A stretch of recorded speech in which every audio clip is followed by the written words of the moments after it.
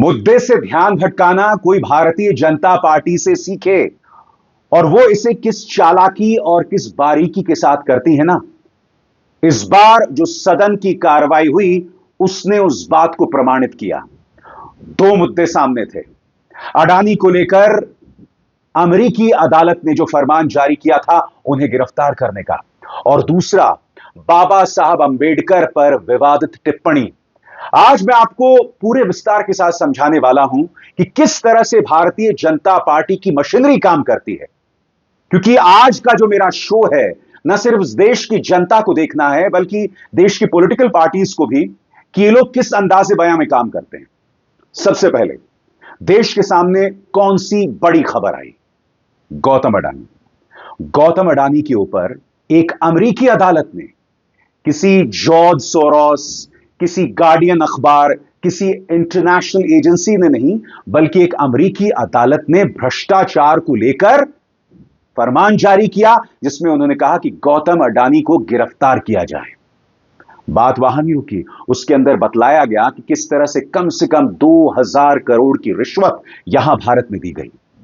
मगर होता क्या है दोस्तों, सदन के अंदर इस मुद्दे को संबोधित करने की बजाय भारतीय जनता पार्टी खुलकर अडानी के बचाव में आ जाती है। मगर जैसे ही वो अडानी के बचाव में आती है तो उसे यह बात समझ नहीं आती है कि इससे देश में क्या संदेश जाएगा। लिहाजा वो राहुल गांधी यहां तक कि अमेरिका पर भी हमला बोलना शुरू कर देती है। वो ये बोलना शुरू कर देती है कि किस तरह से अमेरिकी सरकार जो है, OCCRP नाम की जो फर्म है, उसमें पैसा डालती है, और OCCRP भारत को अस्थिर करने का प्रयास कर रहा है। यानी कि अडानी पर हमला, भारत पर हमला। मैं आपको बतलाना चाहता हूं इस बारे में क्या कहा था विवादित सांसद निशिकांत दुबे ने। यानी कि इनका बस चले तो अमेरिका के साथ हमारे संबंध बर्बाद हो जाएं। आपको याद है कि नहीं? सुनिए क्या कहा था अमेरिका सरकार के बारे में। पार्टियों का काम है कि इनको केवल सरकार को कैसे डिरेल करना है, उसके लिए अलग अलग तरह के मंसूबे ये पालते रहते हैं। ये घृणा के शिकार हैं, और मोदी जी की सरकार के खिलाफ कैसे डिरेलमेंट होता है विदेशी फंडिंग के साथ, ये मैं आपके माध्यम से पूरे देश को बताना चाहता हूँ। अभी मीडिया पार्ट एक ऑर्गेनाइजेशन है फ्रेंच का, जिसने की एक रिपोर्ट निकाली है। उसने ये कहा है सर कि एक संस्था है OCCRP, organised crime and corruption project, और उसके साथ GACC है और सोरेस फाउंडेशन, ये उसको मदद करता है। US गवर्नमेंट और सोरेस फाउंडेशन OCCRP चलाता है।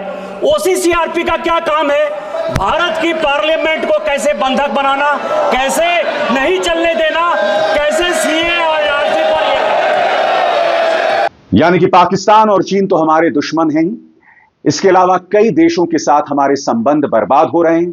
पड़ोसी देश धीरे धीरे करके चीन की गोद में बैठ रहे हैं, और अब ये अमेरिका को भी नाराज कर रहे हैं। क्यों? किसकी वजह से?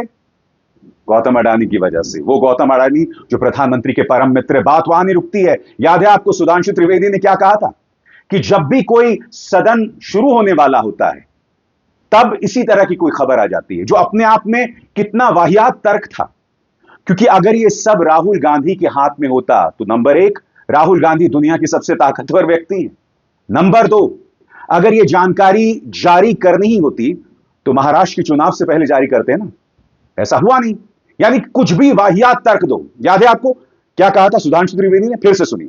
इस संदर्भ में एक रीसेंट जानकारी आई है जिसे हम कह सकते हैं organised crime and corruption reporting project.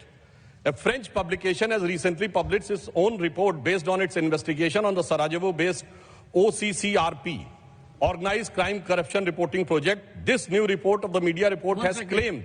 You will lay the report on the table of the House. जी। And इस रिपोर्ट के अनुसार ये कहा गया है कि इस प्रोजेक्ट को फॉरेन गवर्नमेंट्स की फंडिंग है, और उसका फोकस इंडिया के ऊपर भी है। और इस फॉरेन गवर्नमेंट की फंडिंग के साथ साथ जॉर्ज सोरोस के साथ भी इनका कनेक्शन है। अब ये केवल हम एक रिपोर्ट के आधार पर नहीं कह रहे हैं सभापति महोदय। मैं सदन का ध्यान आकृष्ट करना चाहूंगा कि विगत 3 वर्षों से ये क्या एक संयोग है कि जिस समय भारत की संसद का सत्र चलता है, मैं सिर्फ एक संयोग बता रहा हूं। बात वहां नहीं रुकी। मुद्दे को भटकाने के लिए राहुल गांधी, जॉर्ज सोरोस, ये लिंक जोड़ दिया गया। संबित पात्रा ने राहुल गांधी को गद्दार तक करार दे दिया। सुनिए वो शर्मनाक बयान। मुझे आज एलओपी लीडर ऑफ अपोजिशन को देशद्रोही कहने में किसी प्रकार की कोई संकोच मुझे महसूस नहीं हो रहा है। और फिर गोदी मीडिया में बाढ़ आ गई। राहुल गांधी सोरोस देशद्रोह, राहुल गांधी अडानी का विरोध यानी देशद्रोह, यानी कि राहुल गांधी तो एंटी नेशनल हैं, देशद्रोही हैं, मगर Gautam Adani equal to India. अब तक तो यह कहा जाता था कि भाई अगर आप प्रधानमंत्री नरेंद्र मोदी की आलोचना करें तो आप पाकिस्तान चले जाएं। अब गौतम अडानी पर भी आप सवाल नहीं उठा सकते हैं। सदन के अंदर इस मुद्दे को किसी भी तरीके से डाइवर्ट करने के लिए, ध्यान भटकाने के लिए पूरी तरह से फोकस जॉर्ज सोरोस पर हो गया। और आप जानते हैं घर घर यही खबर पहुंचने लगी कि देखिए राहुल गांधी कितना बड़ा गद्दार है, देश के खिलाफ काम कर रहा है। और यह पहली बार नहीं है दोस्तों, याद कीजिएगा, वो विदेश जाते हैं, विलायत जाते हैं और वहां पर वो आरक्षण पर एक बयान देते हैं और बयान बहुत साफ था। उन्होंने कहा कि जो बड़े बड़े औद्योगिक समूह हैं उनमें एक भी दलित, एक भी पिछड़े वर्ग का व्यक्ति क्यों नहीं है सीईसी या सीईओ, क्यों नहीं है सीईओ। और जब तक समाज में बराबरी नहीं होगी हम आरक्षण को कैसे खत्म कर सकते हैं। किया क्या जाता है, इस बयान को तोड़ मरोड़ कर पेश किया जाता है और क्या कहा जाता है कि राहुल गांधी आरक्षण विरोधी हैं, राहुल गांधी देशद्रोही हैं, पूरा प्रचार तंत्र लग जाता है। भूल जाइए बात वहां तक सीमित नहीं थी, यहां तक कि उनकी बहन को भी नहीं बख्शा जाता है। याद कीजिएगा संसद के अंदर अडानी के मुद्दे पर घिरी होती है बीजेपी, मगर मीडिया किसे राष्ट्रीय मुद्दा बनाता है, प्रियंका गांधी वाड्रा के इस बैग को लेकर जिसमें पैलेस्टाइन लिखा हुआ होता है। यह बात अलग है कि उसी दिन सदन के अंदर दो राष्ट्रीय मुद्दे प्रियंका गांधी वाड्रा ने उठाए थे। पहला कि किस तरह से सेना के मुख्यालय से भारत की 1971 की जीत की तस्वीर को ही हटा दिया गया, और दूसरा बांग्लादेशी हिंदुओं पर अत्याचार। यानी कि अडानी के मुद्दे पर सवालों का जवाब देने के बजाय राष्ट्रीय मुद्दा किसको बनाया जा रहा था, प्रियंका गांधी वाड्रा के इस बैग को। जबकि आप और हम सब जानते हैं निशिकांत दुबे को करारा तमाचा मारते हुए सदन के अंदर उन्होंने कहा था कि मुद्दा क्या है उस पर गौर कीजिए। और सदन के अंदर ये लोग 1971 जैसी शानदार जीत को भी बांटने काटने में लगे हुए थे। निशिकांत दुबे ये बोल रहा था कि भाई इसका श्रेय उस वक्त के रक्षा मंत्री जगजीवन राम को जाना चाहिए था। सुनिए वो क्या बयान देते हैं और किस तरह से करारा जवाब प्रियंका गांधी वाड्रा देती है। आज 16 दिसंबर है और 16 दिसंबर को आज के ही दिन बांग्लादेश स्वतंत्र हुआ था। भारतीय सेना ने, भारतीय सेना के नायकों ने और उस वक्त की लीडरशिप ने एक बहुत बड़ा काम किया था। 93,000 पाकिस्तानी सैनिकों को भारत ने बंदी बनाकर छोड़ा था और पाकिस्तान ने जो प्रजातंत्र की हत्या की थी, लोकतंत्र की हत्या की थी, हमने वहां लोकतंत्र स्थापित किया था। लेकिन मैं आपके माध्यम से सभापति महोदया देश को यह बताना चाहता हूं कि इस आंदोलन में नजरुल इस्लाम, त्रिपुरा के जो राजा थे बर्मन फैमिली, कांग्रेस के जो मुख्यमंत्री रहे मुकुल सांगमा जो टीएमसी में है उनके पिताजी, और सबसे बड़ा जो योगदान रहा बाबू जगजीवन राम का, उस वक्त के रक्षा मंत्री जो थे, उनको इतिहास ने जो है, क्योंकि जय जवान जय किसान का नारा वही सफल हुआ था। दलित, वंचित, शोषित समाज से आने वाले बाबू जगजीवन राम ने जो ये भूमिका निभाई थी उनको इतिहास ने भुला दिया।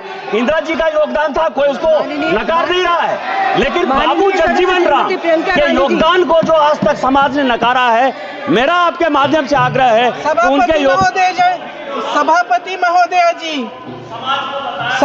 महोदया जी, बहुत खुशी की बात है कि आपको अब याद आया, लेकिन आज विजय दिवस है।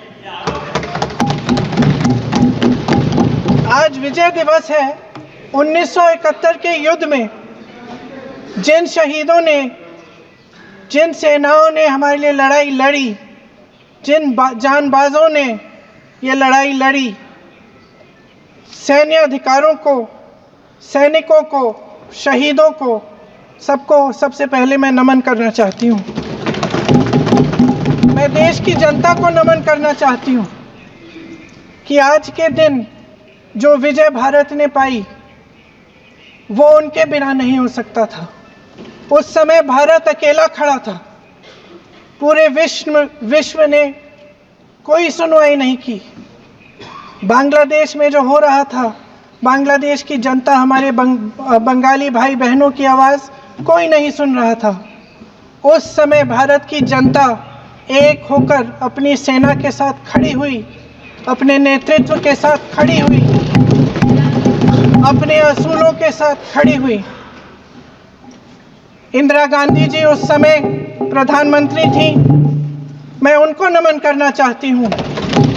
इस देश की महान शहीद हैं जिन्होंने कठिन से कठिन परिस्थितियों में साहस दिखाया और एक ऐसा नेतृत्व दिखाया जिससे ये देश विजय हुआ। आज इस संदर्भ में मैं दो मुद्दे उठाना चाहती हूँ। वो जो लड़ाई थी, असूलों की लड़ाई थी, लोकतंत्र का असूल। माननीय सदस्य श्री विरितो फ्रांस एक मिनट में खत्म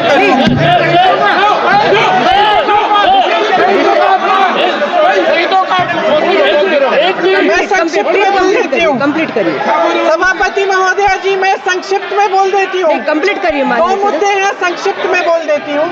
पहला मुद्दा ये है कि बांग्लादेश में जो अल्पसंख्यकों के साथ, जो हिंदुओं और ईसाइयों के साथ अत्याचार हो रहा है, उसके खिलाफ इस सरकार को आवाज उठानी चाहिए। बांग्लादेश की सरकार के साथ बातचीत करनी चाहिए और पूरा समर्थन देना चाहिए जिनको माननीय सदस्य श्री वरितो फ्रांस जी सेम मैटर है, वो भी एसोसिएट करेंगे प्लीज। अरे पूरी जवाब तो बोलने दो, पूरे तो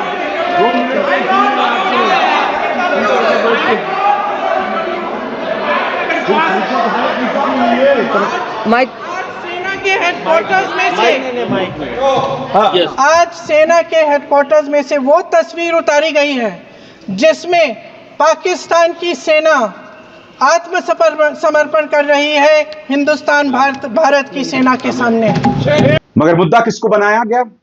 प्रियंका गांधी वाड्रा के बैग को। आपको याद होगा शाम को किस तरह की डिबेट्स तमाम न्यूज चैनल्स में हो रही थी। यह हालत इस देश की सत्तारूढ़ पॉलिटिकल पार्टी यानी बीजेपी और इस देश की मीडिया की है, जहां असली मुद्दों को संबोधित करने के बजाय क्या हो रहा था, अनर्गल मुद्दों की बात की जा रही थी। क्या बैग कोई मुद्दा हो सकता है?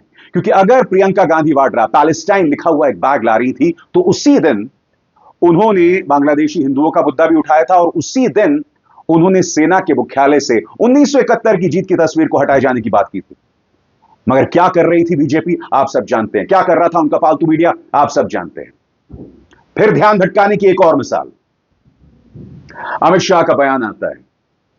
वो बाबा साहब अंबेडकर पर एक बहुत ही विवादित टिप्पणी दे बैठते हैं, 18 सेकंड का वो क्लिप, जिसमें वो ये कहते हैं कि अंबेडकर अंबेडकर अंबेडकर बोलना एक फैशन हो गया है।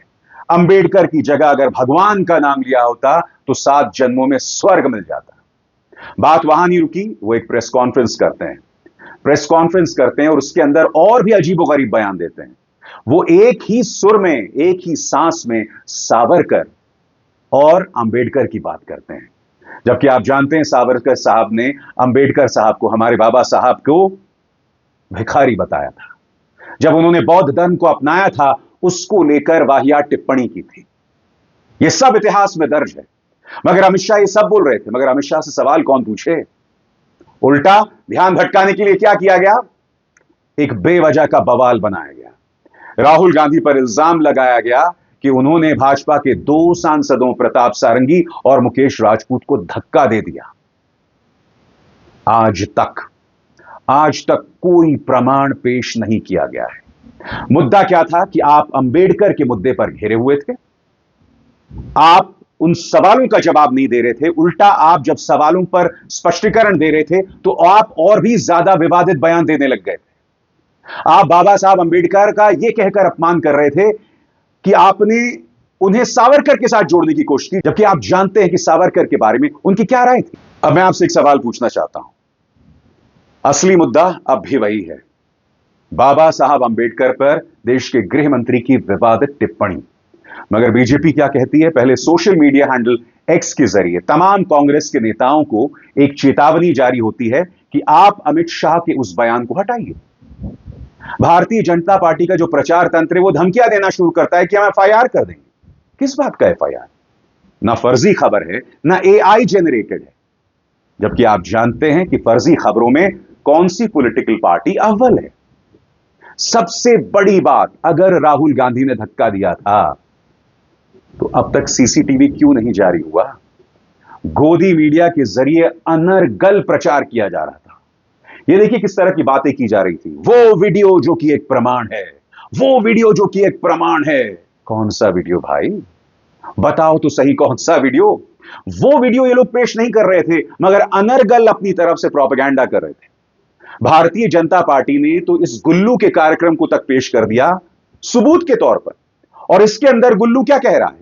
इसके अंदर गुल्लू ये कह रहा है कि ये इस बात का सबूत है कि राहुल गांधी को किसी ने धक्का नहीं दिया। दूर से कोई फुटेज दिखाई दे रहा है। और सबसे बड़ी बात, अगर आपके पास ये फुटेज है जिसमें राहुल को किसी ने धक्का नहीं दिया, तो इस बात का प्रमाण भी तो होगा कि राहुल ने किसको धक्का दिया। रात भर सीसीटीवी खंगाला, कोई सबूत आया? मुद्दे को समझिए।